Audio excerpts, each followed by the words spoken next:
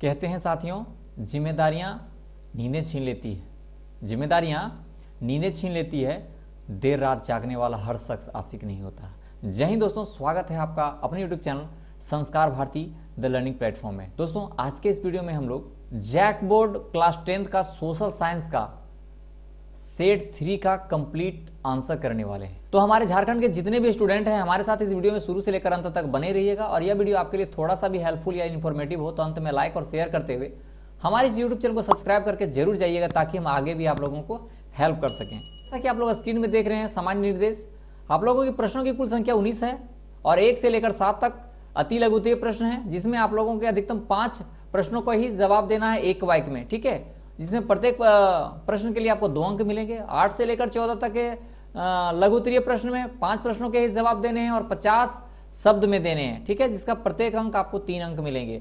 और 15 से लेकर 19 तक दीर्घ उत्तरीय प्रश्न है, जहां आपको 3 ही प्रश्न का जवाब देना है और एकदम 100 शब्दों में देना है, और प्रत्येक प्रश्न के लिए आपको 5 अंक दिए जाएंगे। तो ये थे सामान्य निर्देश। जैसा कि आप लोग यहाँ स्क्रीन में देख रहे हैं, अति लघु उत्तरीय प्रश्न, किन्हीं 5 प्रश्नों के उत्तर दें, क्योंकि आप लोग को पता है कि पहला से लेकर 7वां तक अति लघु उत्तरीय प्रश्न है, जिसमें आप लोग को 5 प्रश्नों का ही जवाब देना है।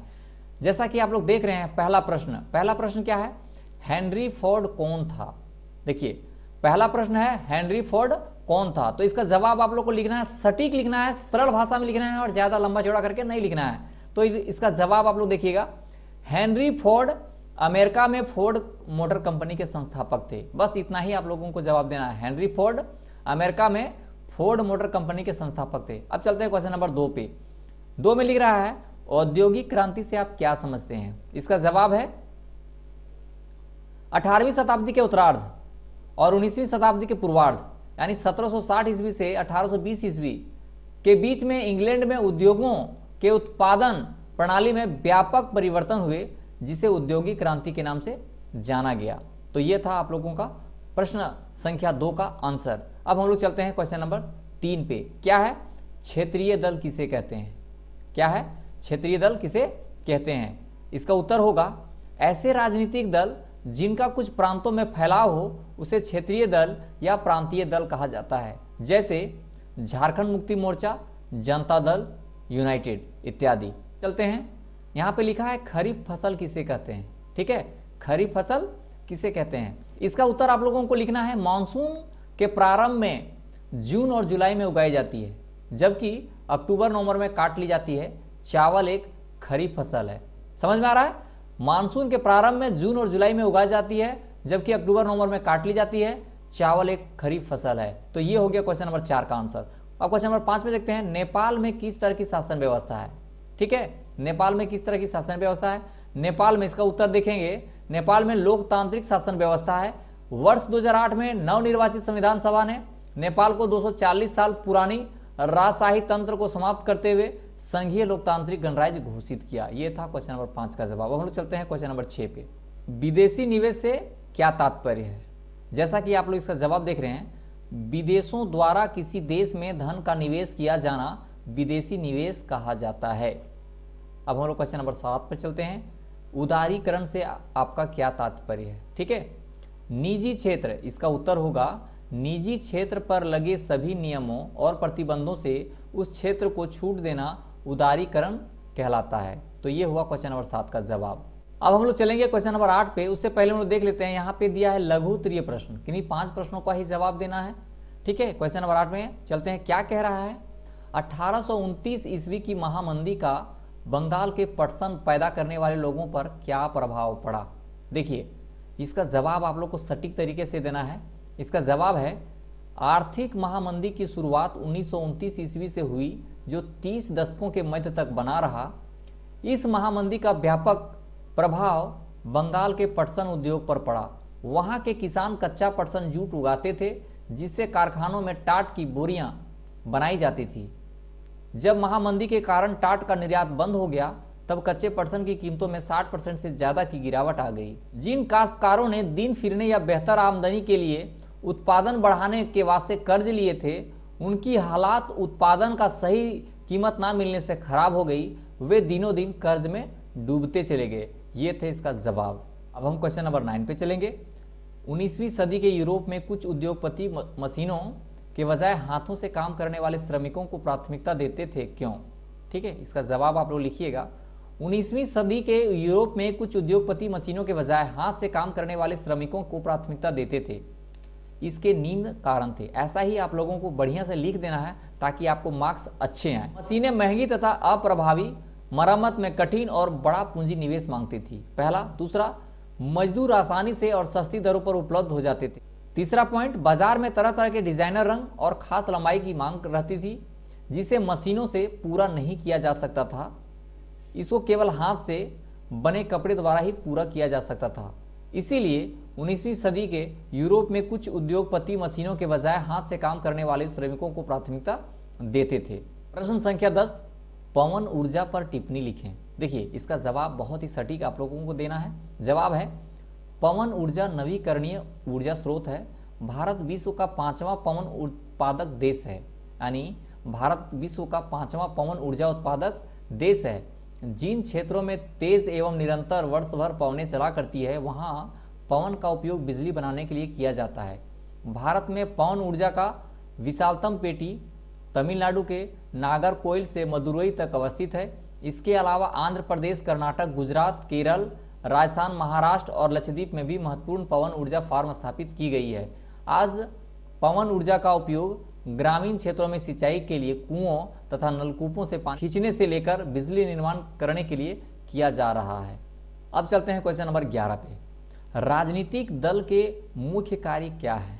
इसका जवाब होगा, राजनीतिक दल के मुख्य कार्य निम्न है। पहला, नीतियां एवं कार्यक्रम तय करना। राजनीतिक दल जनता का समर्थन प्राप्त करने के लिए नीतियां एवं कार्यक्रम तय करते हैं और इन्हीं नीतियों और कार्यक्रमों के आधार पर चुनाव भी लड़ते हैं। दूसरा पॉइंट, देखिए आंसर आप लोगों को पॉइंट बाय पॉइंट देना है, क्योंकि पॉइंट बाय पॉइंट देंगे ना तो आप लोगों के मार्क्स बहुत अच्छे आएंगे। दूसरा पॉइंट है लोकतंत्र का निर्माण। लोकतंत्र में जनता की सहमति और समर्थन से ही सत्ता प्राप्त होती है। तीसरा, राजनीतिक प्रशिक्षण। राजनीतिक दल मतदाताओं के राजनीतिक प्रशिक्षण देने का काम करते हैं। चौथा, दलीय कार्य।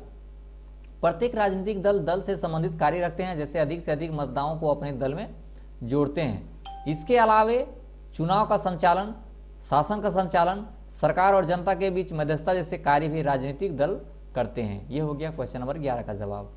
अब चलते हैं क्वेश्चन नंबर 12 पे।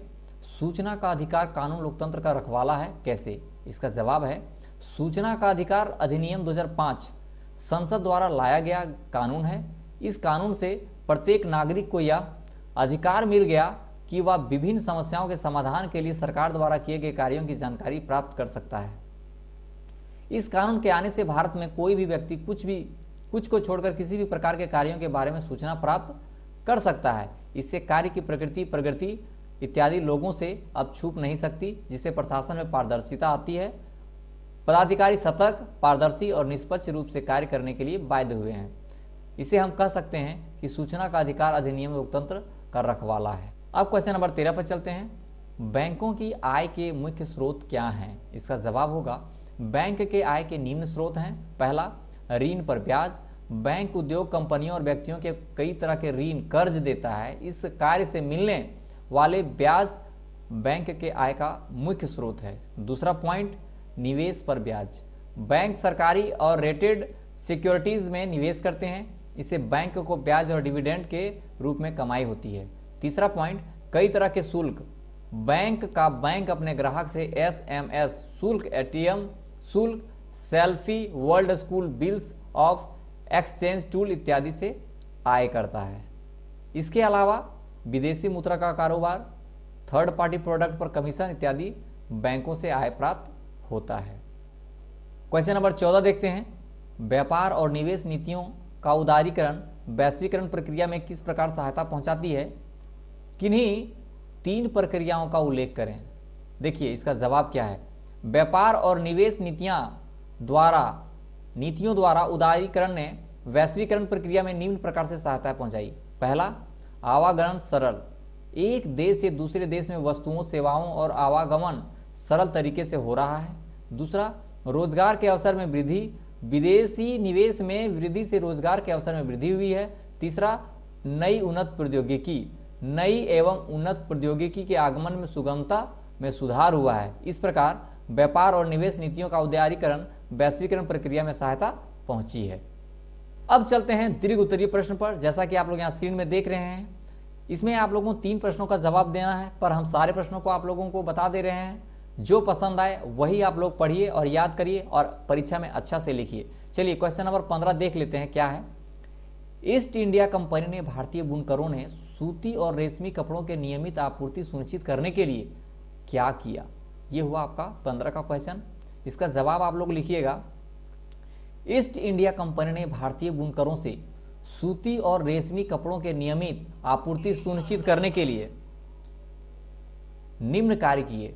पहला, ईस्ट इंडिया कंपनी ने कच्चा माल खरीदने के लिए बुनकरों और पेशे के रूप में ऋण लिया। इस प्रकार उन्होंने बुनकरों को अस्थायी रूप से कर्ज के जाल में फंसा लिया। दूसरा पॉइंट है, साथ ही ईस्ट इंडिया कंपनी ने वेतनभोगी गुमास्तों की नियुक्ति की जो कपास के उत्पादन और बुनकरों द्वारा बनाए जाने वाले रेशम की निगरानी करते थे। तीसरा, वे यह भी देखते थे कि बुनकर अन्य यूरोपीय कंपनियों या स्थानीय भारतीय व्यापारियों के लिए काम नहीं करते हैं। इस प्रकार इस तरीके से ईस्ट इंडिया कंपनी को भारतीय बुनकरों से रेशम और कपड़ों की नियमित आपूर्ति मिलती रहती थी। ये हो गया। अब हम लोग चलेंगे क्वेश्चन नंबर 16 पर। किन कारणों से लोकतंत्र को अन्य शासन से बेहतर बताया गया है? इसका जवाब आप लोग बेहतर तरीके से लिखिएगा। लोकतंत्र को निम्न कारणों से बेहतर बताया गया है। पहला, नागरिकों के मध्य समानता। लोकतंत्र में नागरिकों के मध्य समानता होती है। सभी नागरिक समान होते हैं, चाहे वे एक किसान हो, मजदूर हो या कर्मचारी या फिर राज्यपाल, मुख्यमंत्री या राष्ट्रपति। कानून सबके लिए समान है। एक ही अपराध के लिए जो दंड एक किसान या मजदूर को मिलेगा वही दंड एक मुख्यमंत्री या राष्ट्रपति को मिलेगा। लोकतंत्र में सभी को समान अवसर प्रदान किया गया है, चाहे वह व्यक्ति किसी भी जाति धर्म का क्यों ना हो। उन्हें हर एक चीज़ के लिए समान अवसर दिया गया है, वे चाहे नौकरी प्राप्ति की बात हो या वोट देने की। भारत, अमेरिका इत्यादि। जबकि सैनिक राजशाही तंत्र में लोगों के बीच समानता की बात नहीं होती। यहाँ शासन सैनिक या राज तानाशाही से चलता है, जिसे म्यांमार, उत्तर कोरिया इत्यादि। तीसरा, व्यक्तियों के बीच सम्मान की भावना। लोकतंत्र में एक व्यक्ति दूसरे व्यक्ति के बीच आदर और सम्मान का भाव रखते हैं। लोकतंत्र में दूसरे व्यक्तियों की बातों को तवज्जो दी जाती है, लोगों की भावनाओं को सम्मान में देखा जाता है। जबकि राजशाही तंत्र या सैनिक शासन में ऐसा नहीं होता है, जहाँ वहाँ राजा या सैनिक शासन को ही तरजीह दी जाती है। इस प्रकार हम कह सकते हैं कि लोकतंत्र अन्य शासन से बेहतर है। अब हम लोग चलेंगे क्वेश्चन नंबर 17 पे। मुद्रा आवश्यकता के दोहरे संयोग की समस्या को किस प्रकार सुलझाती है? उदाहरण देकर समझाइए। इसका जवाब आप लोग लिखिएगा। वस्तु विनिमय प्रणाली में मुद्रा का उपयोग किए बिना वस्तुओं का आदान प्रदान किया जाता है। इसमें एक वस्तु लेते हैं और दूसरी वस्तु देते हैं। इस कारण वस्तु विनिमय प्रणाली में मांगों का दोहरा संयोग होना एक आवश्यक विशेषता है। जबकि इसके विपरीत वस्तुओं को लेन देन में मुद्रा का प्रयोग किया जाता है, वहाँ मुद्रा विनिमय प्रक्रिया में एक मध्यस्थता के रूप में कार्य करती है। इसे निम्न उदाहरण से समझ सकते हैं।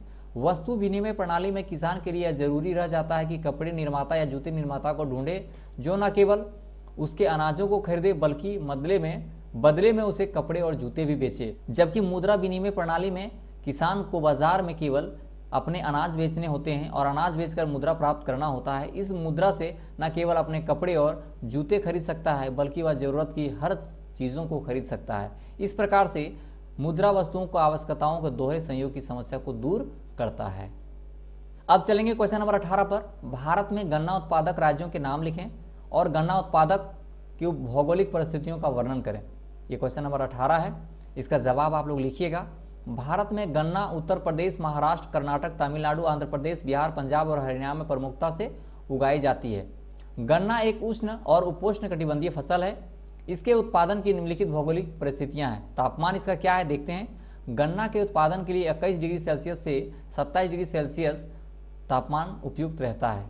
वर्षा, गन्ना के लिए 75 सेंटीमीटर से 100 सेंटीमीटर वार्षिक वर्षा की आवश्यकता पड़ती है। कम वर्षा होने पर सिंचाई की जरूरत पड़ती है। गन्ना के लिए जलोढ़ और काली सबसे उपयुक्त मिट्टी है। इसके अलावा लाल मिट्टी भी में गन्ना उगाई जाती है। आइन क्या है? गन्ना के उत्पादन के लिए पाला रहित मौसम होना चाहिए, यानी मौसम में पाला नहीं पड़ना चाहिए, नहीं तो गन्नों का उत्पादन में दिक्कत होती है। तो ये हो गया क्वेश्चन नंबर 18 का जवाब।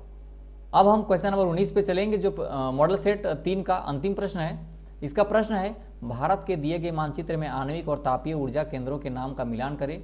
नवेली, कोरबा, चंद्रपुर, रावत भाटा और नरोरा। देखिए यहाँ पे आप लोगों को फिगर दिया गया है जिसमें कुछ दर्शाया गया है 1 2 3 4 5, ठीक है। उसमें आप लोगों के कुछ आणविक ऊर्जा है, जैसा कि आप लोग यहाँ देख रहे हैं आणविक ऊर्जा, और कुछ है तापीय ऊर्जा, ठीक है।